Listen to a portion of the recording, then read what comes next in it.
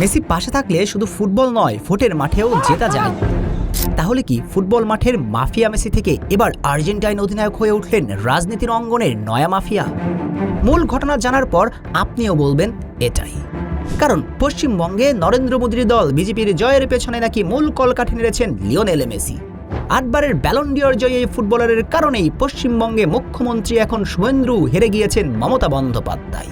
এ যেন উদর পিণ্ডি বুদর ঘাড়ে। কারণ দাবিটা করছে যে স্বয়ং ভারতীয়রাই। পশ্চিমবঙ্গে দীর্ঘ 15 বছর পর ক্ষমতার রদবদল। তৃণমূল কংগ্রেসকে ভোটের মাঠে পরাজিত করে সিংহাসন আহরণ করেছে নরেন্দ্র মোদীর দল বিজেপি। ভোট কেন্দ্র থেকে দিশেহারা পথিকের বেশে বের হয়ে আসতে দেখা গিয়েছে মমতাকে।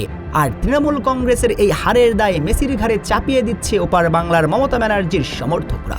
মেসির জন্যই নাকি পশ্চিমবঙ্গে জয় জয়কার নরেন্দ্র মোদীর দলের। মূল ঘটনা, 2025 সালের ডিসেম্বরে গড ট্যুরে লিওনেল মেসি এসেছিলেন পশ্চিমবঙ্গে। কিন্তু যুব ভারতীতে সেদিন বেঁধেছিল এলাহি কাণ্ড। মেসিকে দেখতে না পেয়ে ক্ষুব্ধ সমর্থকরা স্টেডিয়াম ভাঙচুর করে। এমনকি অভিনেত্রী শুভশ্রী মেসির সঙ্গে দেখা করার সুযোগ হয়েছে। রাজ্যের ক্রীড়ামন্ত্রী অরূপ বিশ্বাস তো সর্বক্ষণ লিওনেল মেসির সঙ্গে ছিলেন। অথচ যে ভক্তরা রাতের পর রাত জেগে থাকেন মেসির জন্য, তারা এক পলক দেখারও সুযোগ পাননি। তারই ইফেক্ট পড়েছে নির্বাচনে। তরুণ ভোটাররা ভোট দিয়েছেন বিজেপিকে।